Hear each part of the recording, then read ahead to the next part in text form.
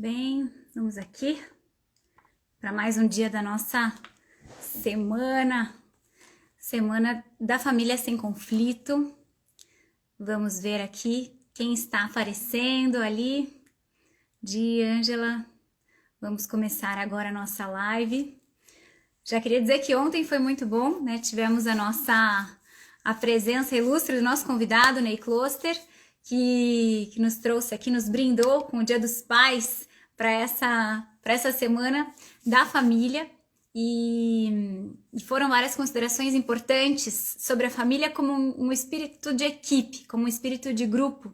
E foram considerações relacionadas a como a gente pode se doar, que o amor é doação e que são obras, né? E essas ideias foram permeando ali muitos exemplos práticos para que a gente possa implementar na nossa família e diminuir ali, às vezes, aquele vitimismo, aquela dificuldade pontual de disputar ali aquela preguiça, de comparar-se e às vezes alguns conflitos que podem se resolver simplesmente com um pouquinho mais de carinho e de amor verdadeiro, e isso tem que ser dado pelo exemplo que o senhor Ney Kloster nos deu, e ele vai entrar agora aqui na nossa live para a gente dar início ao nosso dia 2 da nossa semana desafio. Deixa eu já colocá-lo aqui na nossa sala, e já aproveito para dizer para vocês que essa live, ela não vai ficar salva, justamente para a gente poder ter esse compromisso de estar aqui cada um desses dias e fidelizar aí a nossa audiência, especialmente aqui nesse momento, das 9 da noite. Então amanhã também teremos mais uma live, na quarta-feira também. E quem está aqui que vai ganhar exatamente esse brinde aí de poder participar desse momento tão gostoso em família. Vou chamar aqui, eu estou tentando colocar na live, vamos ver se agora ele consegue entrar. Deixa eu ver se consigo já colocar mais uma vez o senhor Ney Kloster. E ficamos então, entrar ao vivo com Ney Kloster. Vamos ver se vai agora aparecer aqui, esse tempinho aqui é sempre um suspense. Chegou! Olá! Tudo bem?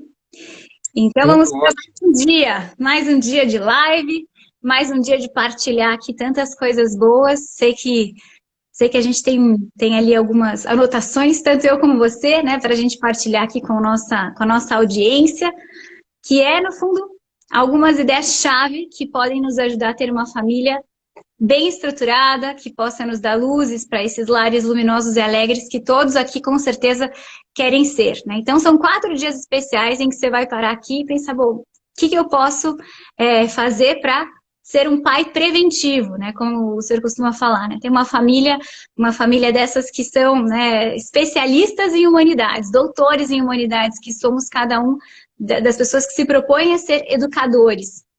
Então, agora, para a gente se especializar, se capacitar cada vez mais, o tema de hoje é um tema que era um tema que aparentemente não seria tão importante, né? Poxa, tantas coisas para a gente falar, e de repente o amor a si mesmo, a autoestima.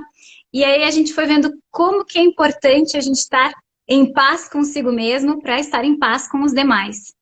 E por isso que esse tema entrou na roda, e a gente foi vendo como cada um de nós, cada um dos pais, dos educadores, precisamos, né, estruturar bem esse sadio amor por nós mesmos, para que os filhos também tenham uma clareza de quem eles são, do amor que permeia a existência deles, né? Ninguém caiu por acaso aqui nesse mundo, mas que antes de saber-se, né, de saber-se mulher, saber-se professora, saber-se, sei lá, né, o que ela gosta de fazer, né, esportista ou arquiteta ou o que for, ela, antes de saber-se qualquer coisa, ela já é amada, né? Então esse amor que primeireia aí a nossa existência. E por isso que faz falta a gente recordar, né, essas questões que revelam um amor a si mesmo, também com esse olhar para a formação da afetividade, um olhar para a formação da razão prática, um olhar para a formação da liberdade, para que a gente possa estar com as ferramentas necessárias para que cada um esteja bem, né, para que cada um seja feliz de verdade. E eu queria já adiantar aqui um pouquinho, uma vez também comparando as formações de graduação, assim, na graduação fiz pedagogia na Universidade Federal aqui do Paraná, e às vezes a gente percebe conceitos, né, antropológicos variados, assim, né, e eu estava habituada já com, né, responder nas questões, né, que a gente cria, né, cuida, educa, né, para que as pessoas tenham consciência de classe, para que se saibam como grupo, né, especialmente como um grupo forte, né, muito, muito forte essa noção da consciência de classe, assim, né, para que possa promover uma transformação na sociedade, né, e aí de repente passou um período, fui trabalhar numa escola de educação personalizada, e chegava lá, cheguei na semana pedagógica, olhei para aquele painel, perguntava, educamos para quê? E meu cérebro já estava habituado a responder isso. Para a transformação social, para a consciência de classe, né? E de repente veio o slide lá. Para que cada um seja feliz de verdade. E esse feliz de verdade supõe um profundo conhecimento da natureza humana. Supõe eu olhar para cada um, saber que não tem uma receita pronta. Cada um precisa se desenvolver dentro da sua missão, dentro do seu papel no mundo, e tem uma inteligência proporcionada a essa missão, tem uma capacidade de amar que é única. E eu queria que a gente puxasse aqui, eu queria deixar você falar mais do que eu, né, pai? Que o senhor comente aí como que é esse saber puxar de cada um, né? E só uma pequena ideia que uma vez ouvi também numa palestra relacionada a esse tema, que uma vez uma mãe, né, vê, sei lá, uma mãe de 3 filhos, né, vê um filho entrar, chega e dá, né, os filhos chegam da escola, vem o filho, dá um beijo na mãe e vai, né, e vem outro filho, dá um beijo na mãe e tal, e vai. E de repente vem o terceiro filho e passa reto, e vai pro quarto. E aí a mãe falou, esse aqui que não vai me dar um beijo, né? E aí volta o outro, né? O primeiro dá outro beijo, né? São 3 filhos, 3 beijos. Né? Tudo certo? Não. Cadê aquele outro que não veio me dar um beijo? Então, o amor, ele é intransferível. E a gente precisa ensinar cada um a amar e saber como cada um pode se resolver, né? Entender cada um dentro da sua profundidade. Quando a gente vai falar aqui de alma, né? De capacidade de ser, a gente já entra nesse tema de joelhos, né? Porque cada alma é um mundo. E é tão bonito que a gente possa ajudar cada um a ser feliz de verdade, a se aceitar, né, com as suas características. Então eu queria trazer esse tema à tona aqui, né? Fui jogando umas pinceladas aqui, né, da importância de sabermos um pouco mais de antropologia verdadeira, assim, né, de entender o que faz uma pessoa feliz de verdade e como ajudar cada filho a ser feliz de verdade. Esse é o tema aqui da nossa live, que é um tema tão importante. Com você, senhoras e senhores, Ney Closter, fala aí pra gente. Olá. Qual que é o segredo da felicidade?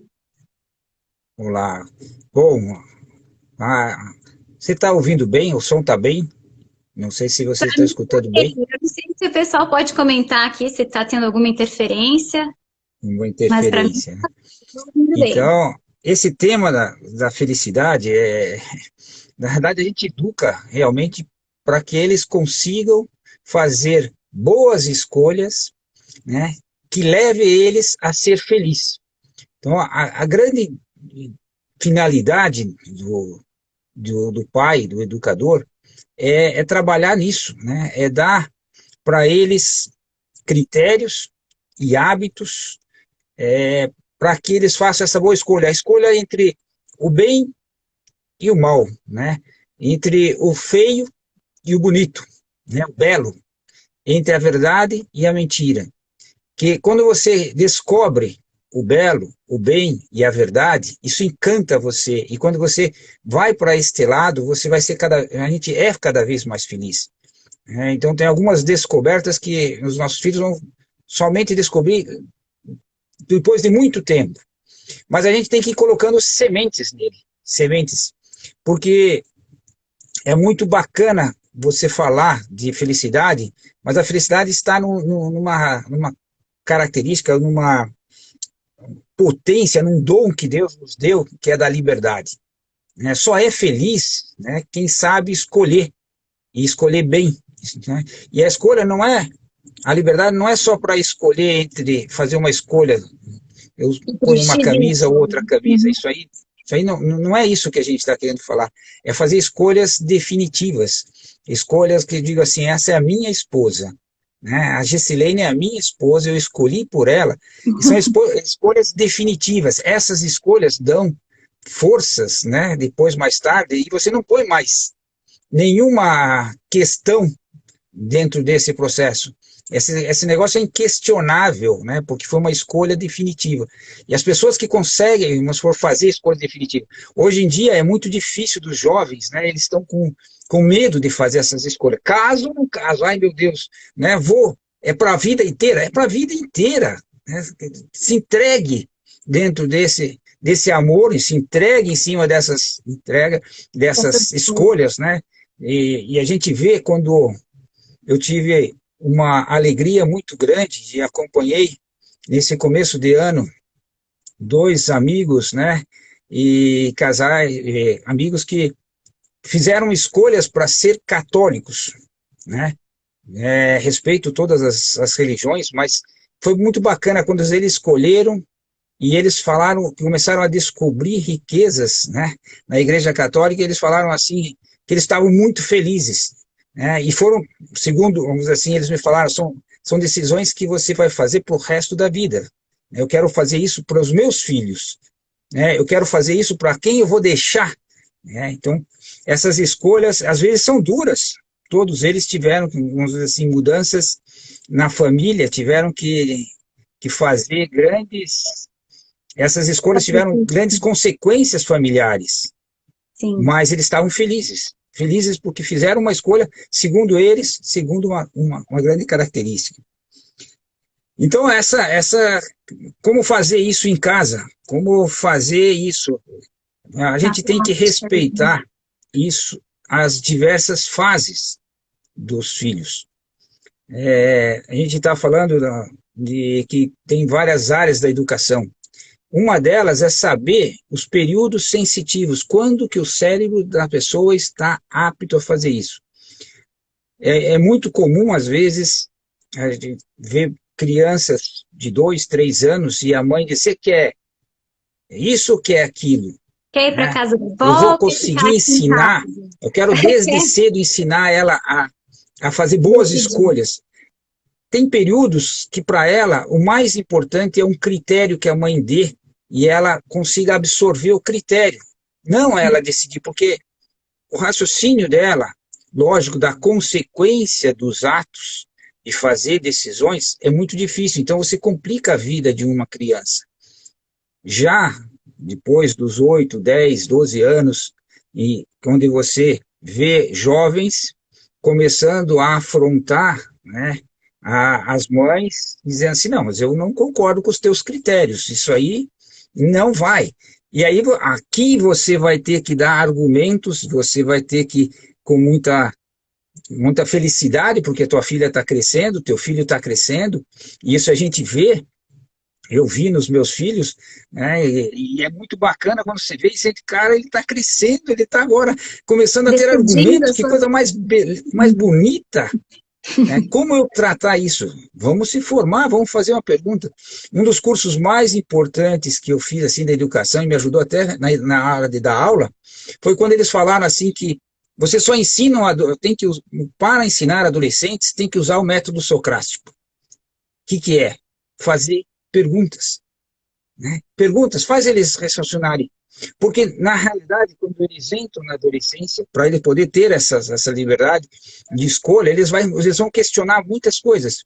Então, eu vou chegar, a que hora você vai chegar? A hora que eu quiser. Tá aí, né? Isso acontece. Mas você tem aula amanhã? Né? Você começa a questionar. Tenho, mas não importa, né? Eu consigo fazer. Né? Como é que estão as situações? Ou seja, você vai questionando ele, porque se você definir que é para chegar às 11, ele vai querer chegar à meia-noite. Se chegar à meia-noite, é 1 da manhã. Ele vai sempre questionar. Até se alguém perguntar se essa camisa é azul, é verde, né, vai dar um monte de discussão. Só para discordar. Sempre eles vão discordar. Porque faz parte da formação do adolescente discordar. E eu não posso achar isso errado. né? Eu tenho que trabalhar para ajudar ele a definir os critérios que são essenciais disso. Não deixar ele, assim, mostrar para ele nessas perguntas o que é o belo, o que é o bom, o que é a verdade, e mostrar que isso leva à felicidade. Não dá para desistir. E às vezes a gente vê, pegando esse mesmo raciocínio, mães que dizem, não dá para discutir com você, você vai ter que obedecer. Para um menino de 16 anos, quando ele precisava que ficasse discutindo mais com ele, porque ele queria entender o porquê daquilo. E para um menino de 3 anos, você enchendo de argumento, e ele precisava só definir, que a mãe definisse, né, vista essa roupa, obedeça, faça assim, porque daí ele consegue ver nisso um valor de dizer, não, eu tenho que fazer por causa disso, eu não tenho que perguntar para ele, eu tenho que fazer com que ele obedeça com mais facilidade, que ele obedeça, né, que seja, ele vai absorver alguns critérios, né, isso é importante, mas aqui eu não posso gastar muita saliva, no outro eu devo gastar inteligência, saliva, tempo, alegria, e não ficar brabo. Eu lembro uma vez, Cissa, que você, contando aí um pouco das nossas histórias, eu estava na cozinha guardando louça, né, estava em cima de uma escada, no armário lá, e o Marco Aurélio discutindo comigo, e discutindo, e você falou assim, menino, se você falar mais alguma coisa, eu vou voar no teu pescoço. E eu falei, Cissa, calma, certo? Ele está na fase de discutir, né? Eu detesto, então, eu não posso... Eu vi ele lá te desgastando, e aí mas é porque é isso, né? Ele precisava disso, né? E para mim, cada contra-argumento que ele dava era um sofrimento, porque eu achava que aquilo ia infinito ali, né? Mas é isso, você saber que ele estava te testando e você perceber que crescendo. Ele precisava daquele vai e vem ali. Então, para mim, foi suado esse dia, eu me lembro, agora já localizei. E foi tão importante porque ele foi um dos filhos que, com 15 para 16 anos, saiu de casa e foi morar sozinho. A gente teve no trabalho de formação dele, claro, um pai nunca para de ser pai. Sempre está formando, então sempre a gente está conversando, está definindo critérios. Mas aquele período mais intenso, que às vezes vai a 17, 18, 20 anos, né? Foi só 15 anos, e eu tinha que dar critérios para ele decidir para o resto da vida. Então, aquelas discussões que, né, para você às vezes eram assim, você não queria mais aquilo lá, para ele foi muito importante, né? Para mim foi muito importante, né? Para ele saber que até a paciência de a gente estar lá ouvindo mais uma vez e vendo mais um argumento, ele pondo mais um argumento, e eu fazendo mais perguntas para ele, e ele não aceitando. Então, isso é uma coisa bem interessante. Só para quem está ouvindo aí, o Lelo é maravilhoso, tá? Só foi uma fasezinha assim mais difícil. Não é fase. Isso aqui, na verdade, eu digo assim que é riqueza. Você pediu, um filho adolescente passa por você, passa toda ela e não discute nada, não faz nada, não tem nenhum estresse. Cara, aí nós temos que se preocupar. Aí tem alguma coisa errada. Aí nós temos que parar de ver, opa, para tudo, o que está acontecendo? Conta para mim, o que está acontecendo que não tem, né? Porque ele tem que amadurecer. Ele vai ter que amadurecer. Claro, alguns discutem dependendo do temperamento, mais, outro discute menos. Você discutia com poucas, só com as olhadas, a gente já se conversava, né? E você não precisava falar, você entendia às vezes olhares. São vários temperamentos, eu não posso ter ao mesmo critério para ele, para o José Eduardo, que é o último, Dude, para o João Paulo, com você. Isso é uma riqueza, cada filho é único. E o pai tem que olhar para isso e dizer assim, é uma pedra preciosa que eu tenho que, né, esculpir. Ali dentro está um presente enorme de Deus. Até quero mostrar um negócio para vocês. Mostra aqui aí, que eu acho muito bacana. Isso aqui eu ganhei em homenagem, uma das vezes que fui professor homenageado no Cefet, e guardo com muito carinho, né? Porque isso aqui me fazia ver o que é um ser pai, né? Porque é uma estátua que desse lado, vocês veem o rosto. Do outro lado, ela é uma pedra bruta. As crianças, quando nascem, elas não vêm com virtudes naturais, elas vêm com temperamentos, mas não é tudo. Qual é a finalidade do pai? Esculpindo essa beleza, essa riqueza de cada filho aqui, né? Você vai tirando, né? Claro, assim, vai fazendo, é o que Michelangelo fazia naquelas pedras. Não, ele está lá dentro, Moisés está lá dentro. Vocês, cada filho de vocês, tem assim, uma riqueza lá dentro. Não, mas ele é chato, ele reclama, ele faz coisas. Cara, o que está lá é precioso, é um dom de Deus. Né? Vamos fazer aquele cultivar. E por isso que você falou lá no começo, né? A educação tem que ser preventiva.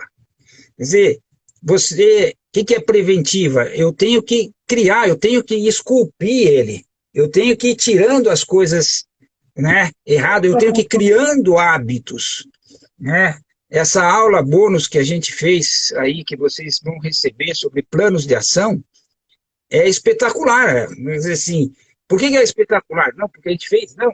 Mas é espetacular porque é um processo de educação que você diz assim, eu quero que ele seja assim, eu vou criando a ajuda para que ele seja melhor. Só para quem vocês vão receber hoje mesmo, né? Deixa eu só pôr um parênteses aí. Hoje mesmo, quem colocar lá no link da bio, né? Tem aí um PDF, né, pai? Mostra aí um PDF para a gente poder. Vocês vão receber um PDF como esse aqui. A partir de uma situação atual, de onde eu quero chegar, um gatilho, né, quer dizer, um ponto de partida, um desenvolvimento, onde, como, né, e quando que isso pode ser reajustado, conversado, com que frequência, para isso impulsionar uma melhoria pessoal. E é legal porque esse crescimento temporal, né, a gente precisa melhorar, né, todos os dias. E esse crescimento ocorre pela aquisição de hábitos, que é esse aperfeiçoamento dessas nossas faculdades superiores. Temos a inteligência, a gente tem aqui a nossa razão, né? Eu gosto de falar disso também, a nossa razão teórica, a nossa razão até emocional, envolvendo a afetividade, os sentimentos, as paixões. Mas quem está ali no comando, né, que aciona a vontade, é a nossa razão prática. E que faz com que a gente decida, né? Mas essa qualidade de decidir bem, que é a prudência e tudo, né? É algo que a gente vai aperfeiçoando ao longo de toda a nossa história, para que a gente possa, especialmente depois da fase ali do uso da razão, né? As crianças a partir ali dos 8, a gente já começa aquela perceba que sim, tem um bem árduo, né? Que vale a pena, né? Que eu preciso primeiro fazer a tarefa, para depois fazer o que eu gosto, primeiro fazer o que é difícil, para depois eu me empenhar, né? Fazer outras coisas que são mais prazerosas, mas que o prazer não é o mais importante, né? Isso supõe um domínio próprio. Isso supõe preparar essa armadura, né, que é o nosso corpo, que é o meu eu, né, e para eu dominar o meu eu, tem que ter como ponto de partida as virtudes.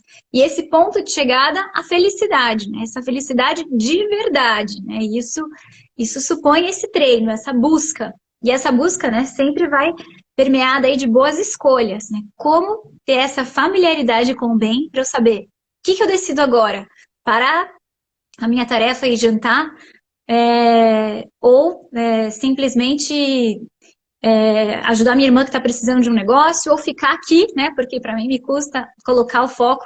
Para saber em cada momento, eu preciso ter esse critério muito bem claro, né? E às vezes os pequenos aí, de 0 a 7 anos, precisam de comandos claros, não tem ainda isso amadurecido. Filho, para agora, que a gente está na mesa só te esperando, preciso que você pare agora para a gente jantar. Segura no ombro, né, e ajuda a tomar aquela decisão. Depois, os filhos vão tendo essa capacidade de decidir por conta própria, né? Como chegar um menino aí de 15 anos e falar, pai, quero ir para os Estados Unidos, né? Como assim? E, de repente, levar adiante essa decisão e arcar com as consequências e fazer disso, né, uma decisão própria. Eu vi o senhor falando aí das decisões, né? E cada um dos filhos, agora a gente está aí com uma filha noiva, né? Outras que já decidiram a vida aí com 15 anos, 16 anos, né? Já 2 casados, e cada um deles, né? Chega o momento de tomar decisões definitivas, tiveram muitas sementes ali do que é essencial, o que é um casamento, o que é essa luta diária, o que é, esse refazer-se, né? Então, é bonito acho que pensar isso, né? Do ponto de vista do pai, pensar, bom, agora vai, né? Tua vez de tomar tuas decisões. Eu já falei por você, agora tá na sua vez, né? Você comentou de ajudar eles, né? Quer dizer assim, e como a gente consegue fazer isso? Agora há pouco nós estava conversando um pouquinho antes da live aí, você falou de um negócio interessante, né? Porque é difícil você, no mundo de hoje, fazer os filhos, né, tomarem decisões definitivas. E você tem dois extremos, né? Se é um pai muito intransigente, né? Comenta um pouquinho sobre aquilo, eu achei muito interessante aquilo e vai isso, a gente tem que saber, porque não é a intransigência nem a, a Negligência, né? liberdade Não é total. só um permissivismo. Essa noção de padrões de autoridade ajuda muito na construção desse educar para a liberdade, né? Muitas vezes a gente pode cair, né, em um ou em outro, né? Às vezes ser um pai muito permissivo, muito amigo, às vezes chega a ser até negligente, né? Que ajuda muito, né? Ah, tô cansado, mas não vestir, ajudo. Não, então, mas tudo bem, eu cuido demais, né? E às vezes tem esse medo de que o filho sofra, né? E às vezes quer antecipar ali ou encurtar alguma dor. E o que acontece, né? Qual que é a projeção disso a longo prazo? Às vezes são filhos que reclamam muito das coisas mais para frente, porque depois não estão acostumados a sofrer, né, ou não estão habituados ao esforço, e no fundo, né, foi um padrão de autoridade ali que poderia ter sido reajustado a tempo. Então precisa dessa fortaleza dos pais, né, e ao mesmo tempo, quando a gente percebe que há um contraponto, né, um pouco exagerado, pais muito autoritários, né, ou que na verdade é difícil a gente falar que sou super autoritária, é difícil as pessoas falarem, não, eu sou bem. Mas a gente encontra pais que querem deixar tudo tão claro, ou uma exigência a um padrão tão específico deles mesmos, em que o filho depois não consegue decidir por conta própria. Tem dificuldade de criar, né? Tem dificuldade de resolver os conflitos. Ele fica inseguro muitas vezes, porque é sempre o critério da mãe ali que era imposto, de certa forma, né? A mãe quer dar um elevado padrão assim e vai sempre falando como ela deveria fazer, que poderia ter sido melhor desse jeito, daquele outro. Às vezes não dá o espaço da dúvida, não dá o espaço da criatividade, não dá o espaço da ação e gera depois filhos inseguros, filhos que criam poucos, filhos que não alçam um voo tão elevado quanto poderiam ser, né? Então, esses padrões, né, de autoridade podem nos dar elementos para que a gente perceba, né? Tem dias que a gente está, às vezes, um pouco mais assim, um permissivismo um pouco exagerado. Tem dias que a gente pode ter padrões mais autoritários, mas o ideal seria a gente, enquanto educador, perceber qual é, né, para onde eu estou escorregando com mais frequência. E também ter esse cuidado, né, para que a gente possa dar uma base segura, para que os filhos tenham clareza dos critérios de onde eles querem chegar, e ao mesmo tempo possam ter essas virtudes que vão ser as principais ferramentas para que ele possa avançar. Eu deixei hoje no feed, né, algumas características com relação a essa progressão, esses períodos sensitivos de virtudes, muito claro ali a ordem no início, importância da obediência, saber que isso me faz bem, preciso crescer nisso. Depois chega ali uma idade dos 8 a 12, aos 12 anos em que dos 7 aos 12, né, em que a racionalidade já está bem preparada ali. Muitas vezes eles são aqueles filhos que falam, não é justo, querem medir tudo. A gente tem que ensiná-los a serem mais generosos, ensiná-los a serem mais responsáveis, ensiná-los a assumirem os próprios erros. E é necessário saber ali que esses períodos sensitivos são como colheitas ali, né? Se tem uma fase do ano em que aquela semente se desenvolve com mais facilidade, né? Por que não aproveitar esses períodos, né? Então, são detalhes pequenos que ajudam, né, na educação, a esse avaliar os padrões de educação. E é uma bobagem, aqui até falei, pai, posso falar, né, das minhas...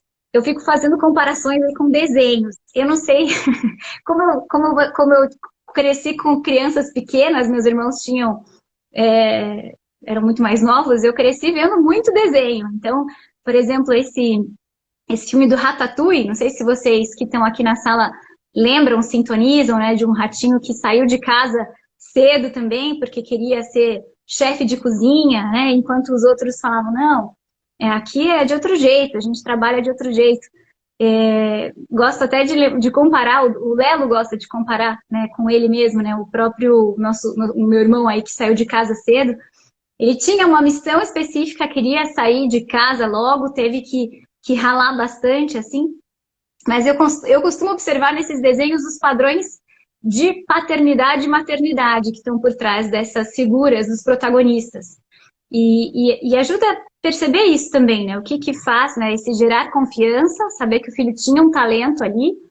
O pai dele relutou no início, né? Mas depois falou, vai lá. E no momento em que o filho mais precisou, estava a família inteira apoiando ali. Fizeram toda uma força-tarefa para ajudá-lo. E por outro lado, recentemente saiu um filme da Disney chamado Luca. Não sei se também o pessoal que está aí acompanhou. O pai, acho que não sei se viu esse filme aí. Pai, tem que pedir para a criançada pôr para você esse aí. Mas mostra um menino que também queria sair para a superfície, era um monstro marinho ali, né? Como que um boneco que... Um boneco não, né? Um menino que vivia no fundo do mar. Marinho, eu assisti o Luca. Eu assisti o Luca. Então isso. Isso. E ele era pastor de um cardume ali, né? Mas o que era interessante é que ele descobriu que tinha superfície, mas a mãe não queria que ele saísse. Era perigoso, né? Tinha um preconceito aí com relação a isso, poderia... E quis levar ele mais para o fundo, né? E não havia uma cumplicidade, uma confiança em que ele se sentisse seguro de falar o que ele realmente queria, tanto que ele teve que sair, né? Descobrir várias coisas, né? E depois os pais aparecem como que reconhecendo ali o talento dele, mas eram pais ali naquele filme, mostra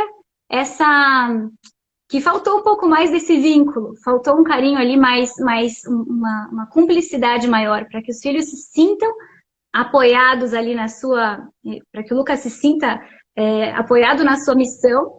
Então eu gosto de observar essas coisas, assim, né, como os pais são representados e qual é a importância dessa confiança para que os filhos possam voar, possam sentir ali que tem esse amparo em casa, e isso tudo, né, dá uma série de ideias para que a gente possa refletir sobre os nossos padrões educativos também, né? Nisso que você está comentando, eu acho de fazer sonhar, né? Quer dizer, aquele do Lucas, ela não queria que ele sonhasse, não queria que ele sonhasse com alguma coisa maior. E a gente tem que fazer ele sonhar, né? Eu... pegando alguns exemplos aqui de casa, né, que às vezes a gente tem medo de largar os filhos. Mas eu tive a Tereza, uma pessoa que tem um coração maravilhoso, e durante o ensino médio ela passou por um problema de tireoide e entrou numa depressão muito grande. E eu, querendo fazer com que ela tivesse virtudes, e ela dormia muito à tarde, e aí não conseguia assistir aula, e às vezes passava, né, a noite inteira estudando, assim, como a tireoide dela desregulou, e eu não percebi isso, nós não percebemos isso, e eu sempre tentando ver como fazer. E ela, nesse processo, reprovou 2 anos, né? E ela, num processo desse, ela perdeu a autoestima, porque os irmãos mesmo faziam uma pressão muito grande com ela, e um dia ela chegou que ela não merecia, ela não tinha desistido dela mesmo, né? E eu falei, não, nós vamos estar juntos, nós vamos lutar juntos. E foi num crescente, e ela fez um trabalho de pós-graduação quando ela estava terminando o ensino médio, e esse trabalho poderia ser apresentado em Roma, num congresso. Eu falei, vamos, certo? Que ainda não era... Mas eu não sei nem o inglês, mas vamos, a gente vai fazer as coisas. Ou seja, nós pais temos que fazer os filhos alçarem voos maiores do que eles mesmos pensam. Imaginam, né? Claro, guardando as devidas profissões. Nós somos... Se a gente não faz eles alçarem voos, né, e assim foi, e arcar com as consequências. A ida do Lelo, eu falei, eu te admiro você fazer um negócio desse. Eu estou te admirando. E a gente foi, queira ou não queira, eu fui incentivando ele. Quando ele embarcou, eu quase morri do coração. Foram 3 dias que eu tive sem notícias dele. A gente sofre como pai. mas para esses nossos filhos crescerem e alçarem voos, eles precisam, em primeiro lugar, que a gente faça eles sonharem grande. Sonhar grande, certo? Vamos lá fazer a apresentação lá em Roma. Mas só vai ter dinheiro para pagar passagem? Não importa, eu arrumo o dinheiro. Não vai ficar caro, não importa. Porque eu sabia a importância que aquela apresentação para a Tereza ia significar. Mas eu não sei inglês. Falou, a gente dá um jeito, a gente vai lá, se tem aula de inglês. E aí ela até começou a dar aula de inglês para aprender inglês. Né? Uma loucura isso. Né? Mas ela se desafiou, né? Solucionado o problema da tireoide, né? Ela voltou a ser, né, aquela menina normal, né, e que consegue fazer, que tem defeitos, que sobe, que desce, cada um como... Mas eu tive que provocar isso, falei, vamos... É muito bacana. O Pedro Henrique, que está no Canadá, né, disse assim, eu falei, olha, o que você espera aqui, o que você espera lá? E ele alçou, e uns anos antes ele falou, eu nunca vou sair daqui, e hoje está lá no Canadá. Ele era o mais Quando a Tereza foi fazer o mestrado, né, não é um mestrado, ela foi fazer ela estava na faculdade, falei, bom, mas faça vá fora e fazer um estágio, não é um estágio, como se chama quando você ia fazer quando você ia lá fazer um período fora, né? E ela foi para Portugal, né? Eu falei, mas o que você quer fazer em Portugal? Aí eu falei, olha, ela falou, não sei, vou lá fazer. Eu falei, por fazer não tem nada, vá lá e faça 2 disciplinas do mestrado que mais tarde você vai poder fazer o teu mestrado lá, em Portugal. E ela foi, por esse convênio que a FAI tinha com a Universidade de Braga, chegou lá para fazer 6 meses, que são 4 meses de aula, e ela chegou lá para o orientador e falou que queria fazer 2 matérias do mestrado. Os caras falaram, você está louca, né? Simplesmente você está louca, né? E ela falou, não, eu vou fazer, vou lutando, falou com 10, 12, 15, 30, até que ela chegou numa professora do mestrado, e ela de design, e a professora falou, nossa, eu gostei da tua audácia, menina, eu vou te matricular aqui. E depois que terminou a graduação, ela conseguiu não é uma bolsa, mas uma carta de recomendação que foi suficiente para ela começar o mestrado lá. Mas eu tinha que fazer ela sonhar com algo que era impossível, né? O Marco Aurélio saiu daqui querendo pegar uma bolsa lá, que era impossível também, depois que ele ficou sabendo que não existia bolsa integral, onde ele ia estudar. Mas se a gente não faz eles sonharem com algo assim, e depois vai dando apoio para eles, né, eles não crescem. E ela ficou muito feliz dessas conquistas. Eu acho que esse trabalho de fazer sonhar grande, né, e aí ajudar, você pode ter problemas. Com a Ana Beatriz, eu fiz isso, ela conseguiu as bolsas da Apple, $30 mil na Apple, para estudar na Ilha de Vitória, do Canadá, toda animada, e eu não consegui o resto do dinheiro. E estava uma época que o Marco Aurélio estava precisando, e eu falei, ó, você não vai. E ela chorou uma semana, né, porque eu fiz ela sonhar e não consegui. Mas hoje faz 2 faculdades aqui, tem uma série de consequências. Às vezes não dá certo, não foi para todo mundo que deu a mesma coisa. Mas ela sabe que ela tentou, ela fez, ela conseguiu a bolsa. Eu falei, filha, você fez tudo, parabéns, você cresceu. A gente tem que lutar e ver até que ponto que a gente consegue. E talvez não... Sei lá, eu tenho uma confiança muito grande na providência. Deus queria que ela encontrasse o noivo dela agora aqui, certo? Se ela fosse para lá, não ia encontrar nunca. Então, hoje ela está feliz da vida, né, com o noivo aqui. Então, não dá para você dizer que vai ficar frustrado porque não conseguiu aquilo. Ah, pai, o senhor me fez pensar em fazer uma faculdade. Mas, mais do que fazer a faculdade, é o que vem depois, né? E depois da faculdade, e depois, que é a felicidade, que você está lá nas coisas maiores que você vai entregar.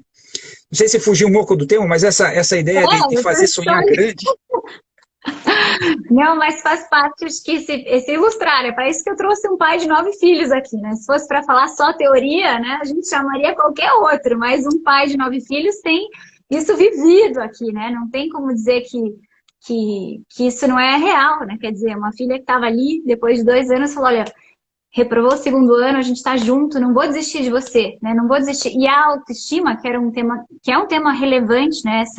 Esse confiar que eu sou capaz de fazer algo mais pelo mundo, saber que sim, eu sou amada de verdade por alguém, isso impulsiona a gente a fazer mais pelos outros também. Não ter medo de se doar, não preciso eu ficar me protegendo, me defendendo de tudo. Não, eu sou feita para isso, né? Esse amor feito para se gastar.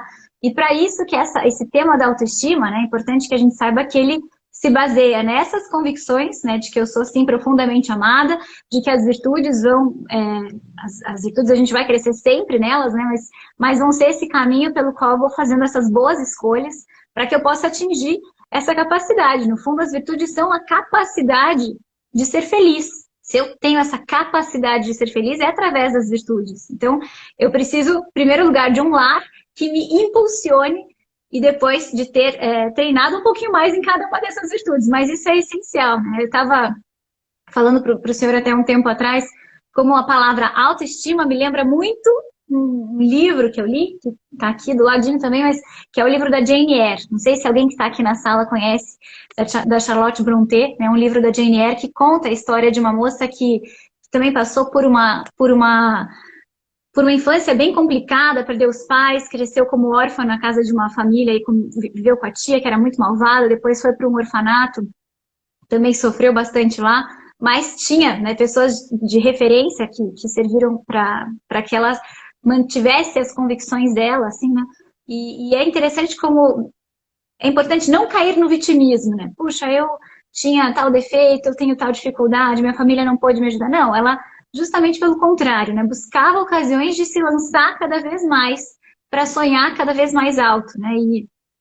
E essa moça depois foi trabalhar como governanta de uma casa de uma família muito muito rica e tal, e ficou como mentora e professora, tutora ali, né, de umas crianças, e o dono dessa casa era um jovem senhor, era muito jovem, e ele se apaixona por ela, né? Mas é incrível que essa história, claro, talvez vocês conheçam aí, eu não sei se posso dar esses spoilers assim, mas porque tem gente que gosta de ler, mas esse livro é apaixonante, recomendo vivamente, é um dos meus preferidos mesmo, porque mostra quais eram as convicções dela, a clareza que ela tinha de onde que ela podia chegar, né? Ela não fazia as coisas pelos outros, né? Ou para aparecer, ou para mostrar.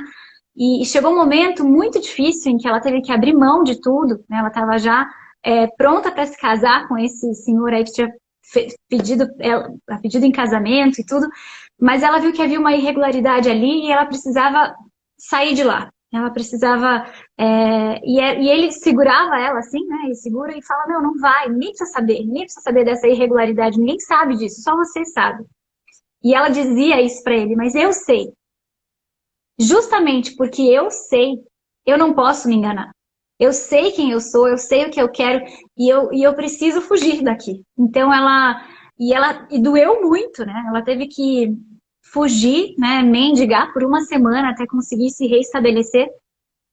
Mas mostra como é importante ter essa clareza, né? De quais são as minhas convicções morais, o que me conduz à verdadeira felicidade, não é só uma felicidade superficial. É saber que, sim, eu sou capaz de ir além das minhas forças, quando eu sei onde eu quero chegar, quando eu sei o que realmente vale a pena. Então, se a gente não se projeta muito para o alto, né, assim, para o céu, assim, né, dizendo claramente, a gente é capaz de se acostumar com coisas muito pequenas, né?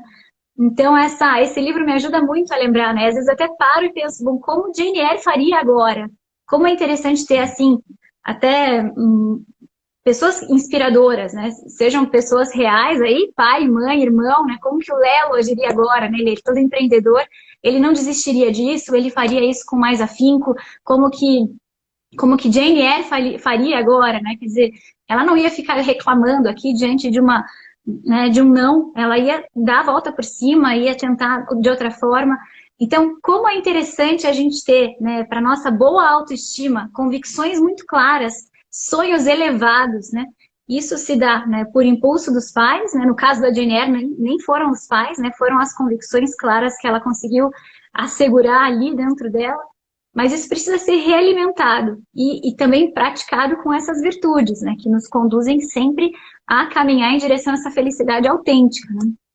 Então, é mais ou menos por aí, não sei nem se tem aí mais, mais Essa, coisas. essa, auto- essa autoestima, essa vontade, como é que os pais conseguem fazer com isso, fazer com que as crianças consigam isso?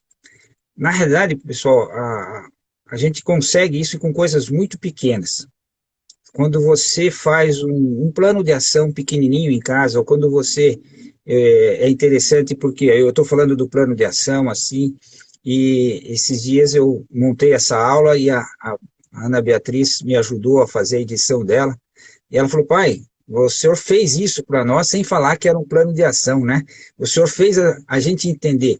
O que a gente deve fazer para as crianças? A gente tem que dar pequenos desafios, muito pequenos, mas ser constante na cobrança disso, ou estar junto com eles na cobrança da entrega, de colocar a toalha, de jogar a roupa no cesto, de fazer pequenas coisas. E você, nessas pequenas coisas, fala, filho, você conseguiu, você cresceu. O Christian Barbosa, quando fala naquele livro que ele fala sobre procrastinação, que ele fala da teoria da formiga, de deixar coisas pequenininhas, ele fala esse momentum de realização, fala em latim, que é a ideia de que você conseguiu fazer uma pequena coisa, uma pequena coisa, uma pequena coisa, e vai dando a ideia de que você consegue criar. Opa, travamos aqui. Deixa eu ver se já volta aqui. Mas essa é uma ideia boa, né? De aos poucos ir crescendo nesse momento de realização pequeno dele. Porque, na verdade, é isso, a gente estudar junto, ver, você consegue fazer, vamos fazer uma maneira diferente, vamos fazer. Então, esse trabalho que os pais têm de planejar a beleza que eles têm que tirar, planejar as virtudes que você tem que colocar nos filhos. Não dá para você deixar a vontade. É a ordem, é a obediência, é a paciência, né? A Principalmente sinceridade. nessas coisas de a ordem, né? A parte da alimentação, né? Vai, ó, esse período agora vamos parar de tomar refrigerante, todo mundo, vamos lá, junto, um ajuda o outro. Você vai treinando a vontade e dizendo que a razão que vem dos sentimentos, né? E depois a razão teórica, você consegue dizer assim, ó, aqui eu tenho uma razão que me diz, vou tomar, porque é gostoso. E aqui diz, não, eu não vou tomar porque todo mundo não vai tomar e você é companheiro, vou estar junto com a minha família, não vamos tomar. Então não vou tomar nem escondido, né? E esse treinar essas coisas em pequenas coisas lícitas, fazer esses desafios pequenos em casa, né? Vamos lá, todo mundo arrumar a casa agora, vamos fazer, essa hora é hora de fazer, vamos trabalhar tudo junto. Esses pequenos desafios fazem uma grande diferença para a formação e para a alma daquela pessoa. Né? Então, Esse quando a gente exemplo falou da. do desafio grande, do voo grande, ele só acontece que a gente consegue fazer o pequeno. Acabamos de ver as Olimpíadas aí acabarem, recordes e tal. Como é que eles conseguiram aqueles recordes? Como é que eles conseguiram chegar naquela perfeição? Né? Como é que eles conseguiram, quem viu aqueles jogos de vôlei lá, fazer aquelas recuperações de bola? Foi muito treino, muito treino, muito treino, muito treino. Se você não treina, você não almeja medalha de ouro. E nós temos que fazer os nossos filhos almejar a medalha de ouro. Não pode ser menor. Né? Vão ganhar? Não, porque na Olimpíada de um monte lá e só um ganhou. E não é por isso que eles são menores porque não ganharam. Mas eles não podem parar de sonhar.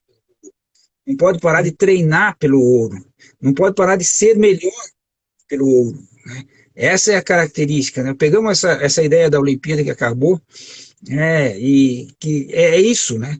E nós, como treinadores, né, nós temos que fazer eles crescerem, fazer. Então não dá para estudar para ter 9, tem que estudar para ter 10. Vai tirar 10? Não vai. Né? Você tem que estudar para passar no vestibular. Você vai passar no vestibular? Não sei. Depende de um monte de outras coisas. Né? Depende de um monte de coisas. Mas você estudou para isso. Né? Você fez o trabalho para tirar 10. Você fez isso. Então, quando a gente vai colocando esses padrões para as crianças, e isso só quem faz? Os pais. Não é a escola que faz. A escola ajuda. A escola dá critérios. Né? E esses critérios ajudam a gente a se desenvolver. Posso contar uma historinha rápida aqui não sei se a gente tem tempo ainda, vamos dizer assim, já falei de vários filhos aqui, teve uma vez a Laura, né? É a última filha, e em uma das preceptorias a escola falou, olha, ela tem uma vergonha grande de falar em público, nós precisamos mudar isso aí, como é que a gente faz? E era algo que a gente não tinha percebido, né? Porque tem coisas que você consegue ver em casa. Uma família, 6 pessoas, todo mundo falando, aquela ficava quieta e desaparecia das coisas, mas isso a escola conseguiu nos dar uma ideia. E a gente foi aos poucos, eu e a minha esposa sentando, como que a gente pode ajudar isso sem criar nisso um problema, porque não é um problema, mas ajudar ela a crescer com isso, né? E fomos trabalhando com pequenas coisas que a gente foi jogando ela um pouquinho, né, nesse processo. Ela não queria, a gente respeitava a liberdade dela, Um ano trabalhando, né, e no final de ano, assim, chegam as visitas em casas, e a gente tem o costume de fazer a oração na bênção dos alimentos em casa. E eu falei, Laura, você faz a bênção? E ela fala, faço. Né? Yes! Ela não faria isso no começo do ano. De jeito nenhum. Ela venceu ela mesma. Ela teve vergonha? Teve. Ela morreu de vergonha, morreu de vergonha. Mas ela venceu a vergonha. E eu sabia como aquilo tinha sido difícil para ela. Era uma coisa muito simples, né? O ambiente não era tão agressivo. Só você. Mas ela soube vencer a ela mesma. E é esse o trabalho que a gente tem que fazer com as crianças. Né? Para a Laura era uma coisa simples, para a Teca foi uma coisa maior, para o Lelo foi outra coisa, para o teu filho vai ser uma outra coisa. Tem esses olhos de descobrir o que o teu filho precisa para crescer, né? Para poder se desenvolver. Seja amigo deles, né? Mas não um amigo parceiro dele, né? Um amigo que resgata ele e faz ele superar aquilo que ele não acreditava nele mesmo. E aí a autoestima dele cresce, né, por conta dele, né, o crescimento vai. Então os pais têm que fazer pequenos planos de ação, com eles sabendo, com eles não sabendo, por dentro, sendo explícito, não sendo explícito, né, rezando, por todo esse trabalho aí. Né? Exato. Então acho que vale escolher as batalhas com cada um dos filhos, né? Quais batalhas podem ser para eles significativas para que cada um possa treinar esses saltos, sonhar alto, né? Porque essa autoestima, né, não é só para dar esses saltos, precisa dessa confiança, desse lar afetuoso, né, de saber que conseguindo ou não conseguindo, ela vai ser acolhida lá como ela é, não pelos méritos, mas pela sua origem, por ela ser filha, por ela ser parte, né, às vezes a gente tem que falar isso várias vezes, né? Não precisa, né? Eu não estou fazendo isso, você não precisa me provar, eu te amo mesmo assim, estou te corrigindo, né, por amor, fazendo isso por amor, te exigindo por amor. Então, que eles saibam que tudo isso é motivo para que eles possam ser felizes de verdade lá na frente. Tem uma pergunta aqui que fala, posso fazer um plano de ação de 3 anos? Na aula bônus que eu deixei aí para vocês, tem uma aula maior que a gente... Vai chegar por e-mail. Que vai chegar por e-mail. A Cissa sabe de todas as técnicas, o processo aí, eu vou com ela. Né? A gente escreveu um plano de ação, então tem uma aula que explica o que é, depois tem uma folha de como você fazer, e tem mais uma outra aula, que é como você frequenta isso. Nesse aqui, tem um caso prático de uma menina de 3 anos, de um casal, né, que casou há 4 anos, tem uma filha de 3 anos, e o pai resolveu fazer um plano de ação, usando a teoria, né, vamos dizer assim, do exemplo de casa, que a gente chama de teoria Z, os japoneses falavam de teoria Z, do exemplo em casa, em que ele, junto com a filha, criaram um plano de ação, de ela arrumar a cama, ela arrumar os brinquedos e ele arrumar a mesa. Se você põe só um plano de ação para a filha, sozinha, vai ser muito pesado, ela não vai entender. Isso tem que ser uma brincadeira de 3 anos. E ela via as folhas que o pai ajudou, o pai criou um problema, tinha algo que a gente tem que fazer um placar empolgante, né? Como a gente vai fazer esse placar empolgante, é legal, eles fizeram lá no Liga Pontos. Assistam a aula, vale a pena, mas eu digo que sim, né? E quando você diz assim, o plano de ação que era para criar o hábito da criança guardar, se você ver lá no final, ainda dando um spoiler aí, o que esses pais conseguiram é criar uma semente, e essa semente de 0 a 3 anos é muito importante, né? Que cada coisa tem o seu lugar. Os pais trabalharam para isso. O plano de ação, ele funciona, eles tiveram que arrumar um pouco, desenhar as coisas, e quando colocaram cada coisa tem o seu lugar, as coisas começaram, você colocou uma semente na cabeça dessa menina, que depois que ela tiver 16, 20, 50 anos, ela vai pegar essa caneta e vai dizer, não vou deixar em cima da mesa, porque ela tem o seu lugar. E quando você não tem isso, dizer assim, as pessoas que não conseguiram colocar isso na cabeça como um critério, elas guardam onde que é o lugar disso? Ah, nessa primeira gaveta que eu encontrei, eu achei lugar para ela, né? Mas não é o lugar dela, eu achei um lugar para ela. E quando você tem uma casa grande que cada um acha que essa caneta pode ficar em qualquer lugar, você não vai achar essa caneta nunca, né? Nunca, né? Dentro dessa emaranhado de boas intenções. Então dá para fazer, dá, né? Se depois você quiser mais conversa, a gente pode fazer, entra aí, a gente bate papo sobre isso, é muito importante. Não tem. Agora, você e ela. Se você faz o plano só para ela, e isso não é uma brincadeira, com uma menina de 3 anos, não vai dar em nada. Mas se você fizer junto com ela, com uma brincadeira, você consegue pôr sementes, né?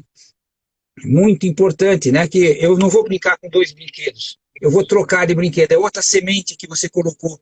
E aí você não fica com todos os brinquedos espalhados no quarto.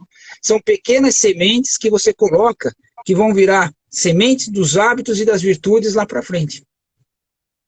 Não tem idade para fazer isso, não tem que esperar os 8 anos. Nos 8 anos você vai dar mais razões para ele dizer, como eu falei na live ontem, você tem que arrumar a cama, porque senão, se você não arrumar a cama, cara, você vai ter uma rinite, né?